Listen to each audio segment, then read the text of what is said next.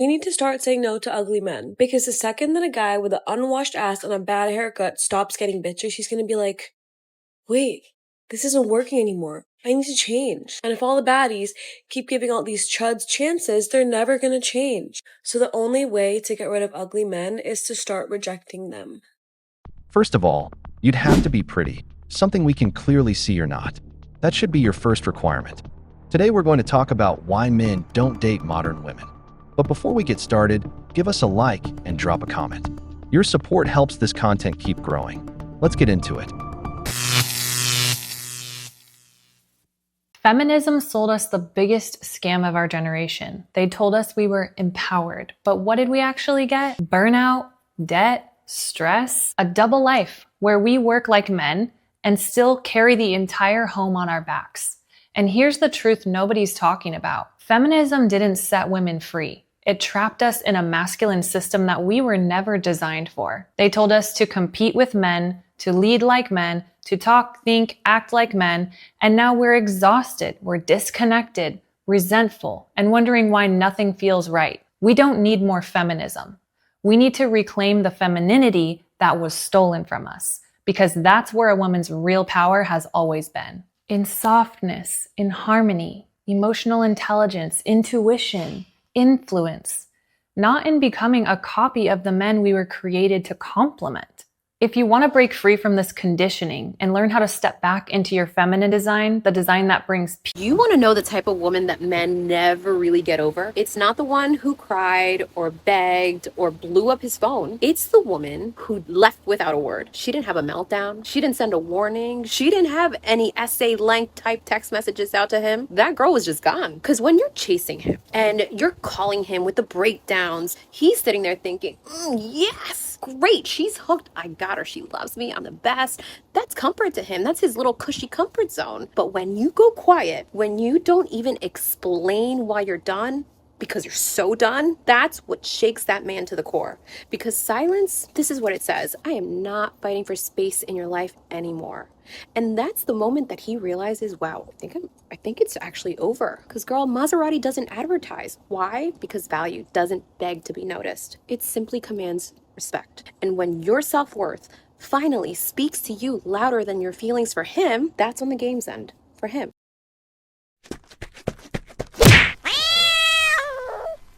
Men melt when a woman speaks softly. But a lot of women don't want to hear that because they think being sweet makes them look weak. But that's a huge mistake because a woman's greatest power is her softness. Think about it. If he wanted another alpha energy in his house, he would have married another man. So if you ever have caught yourself thinking, he never does anything that I ask him to, it's probably because you talk to him like you're another guy challenging him. Try using your feminine, soft, lighter tone of voice more often and just watch how differently he treats you. I've never heard a no from my husband when I speak to him gently. He's even told me that he can't resist when I ask that way. If it feels hard to switch into that sweet version of you, it's because you've permanently turned on that masculine energy without even noticing. And that puts your relationship at risk.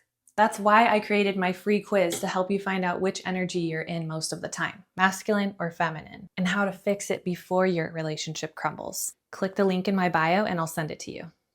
A woman's power lies in her femininity, and a man's in his leadership. Feminists never understood that. They wanted to compete with men and ended up running headfirst into a wall. Because the world sold every woman the idea that being a mother and a man's partner was something bad, that you can do it all, that you're strong and independent. But the reality is you're nothing more than a regular worker who's tired, alone, and watching her life burn out with no purpose. Look at the contrast. A woman who embraces her femininity, married, at peace, with a man who can't say no when she speaks to him with sweetness. And then the other one, who at 33 is still playing like she's 20, ghosting relationships without explanation, thinking that's power. That's not self-esteem. That's immaturity. Men, save yourselves the headache. Women. Also, another thing I can't stand out here in this dating world is men that are like, oh, I want my girl to like have everything on her own and like already be established and have everything she needs. Cause like, I don't want somebody that's just after my money, you know, like I don't want a gold digger. What do you want her to look at you for? If she already has everything on her own, I mean, you invited her to your table. No, she didn't bring nothing to it. She brought herself. You know, like, what do you want her to look at you and find attractive? Like, the potential that you've convinced yourself you have? Absolutely not. The only men that have ever been like, I don't want a woman that wants me for my money, are men that have no money. Because, number one, a woman is looking for a provider. She is looking for someone that is a provider, okay? A provider, a protector, someone to take care of her. That is what she's looking for. What do you want her to look at you and be like, oh, well, he's nice? No, heck no. Heck no. Yes. Women, that doesn't mean they're a gold digger. I've worked my butt off to get where I'm at. I do pay all my bills. So no, I don't want a guy that don't have nothing going for him. I mean, more power to women that want to build a man. I'm tired of playing Build-A-Bear. I don't want to play Build-A-Bear no more. I'm done with it. So yes, what are they going to be a gold digger for? Do you even own that house? No, you live with your mama. Do you own that car? Do you have like a ton of money in the bank? What are they gold digging? What are they after? What do you, is that even your table, or is it from like Aaron's or Best Buy? Like, first off, go on with that. Like, that's immediately how I know a guy is not my type. When he's like, I don't want a girl that just want me to like do everything for her. Like, then find a husband. Go find a husband. That's what you need. You need to go find a man that you want and be with him. First off. Because that is exactly what women are looking for. Women are looking for a protector, a provider, above all else. There's my 2 cents for the day. When a man tells you that, it's because he doesn't want to be your dad. He wants to be with a woman who knows how to handle herself like a functional adult. Because if he found you with your own place and everything you need to have a life, why does he have to add you to his table just for showing up? We're supposed to be a team, and you need to bring something to it. These days, that whole idea of a woman waiting for a man to finance her life just doesn't fly anymore. We're in the age of equality, so go to work, pay some bills, because life is tough out here and y'all don't appreciate it. I don't do the online dating thing, but if I did, the first prompt, the question they would have to answer for me to engage with them on the app would be, do you believe that the patriarchy exists and that it taught men to hate women?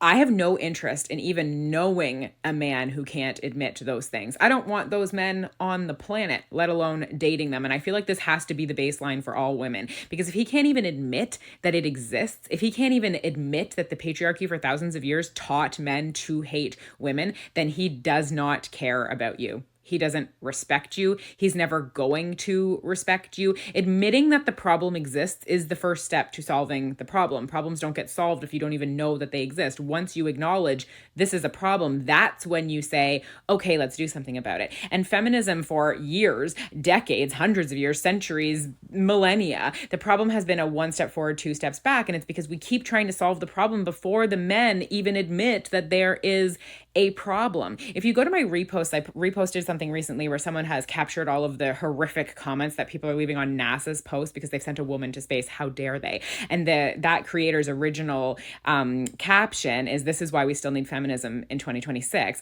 Because you think there's equality, you think we've made all this progress, but the second NASA sends a woman to space, it is absolutely filled with men saying, for various reasons, she shouldn't be there. She doesn't deserve to be there. She's not good enough to be there. She's not strong enough to be there. She's not smart enough to be there. Because feminism is constantly 1 step forward and 2 steps back, because we're trying to fix the problem before the men have admitted that there is a problem.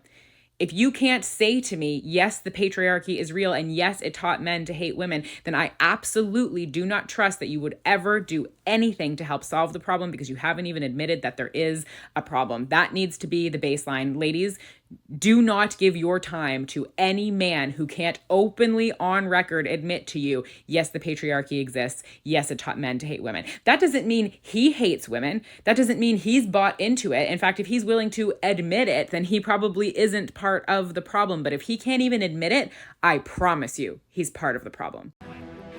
Oh, hell no! Woman, stop consuming that content. It's hurting you. Can't you see you're almost 40, alone, and hitting the wall? And you still think you can condition men to think like you? You're missing your train. As long as you keep going down that road, you'll stay alone, Because the wall doesn't forgive. Can we talk about why a woman of substance that has built a life for herself, that has bought her own home, pays all her own bills, is essentially an adult that's growing in her career, in her life, in her mental state, is going to want to be with a guy that has no money? Not having money isn't just the fact that you can't buy her things, but it just shows that you don't have a growth mindset. You're not driven. You're lazy.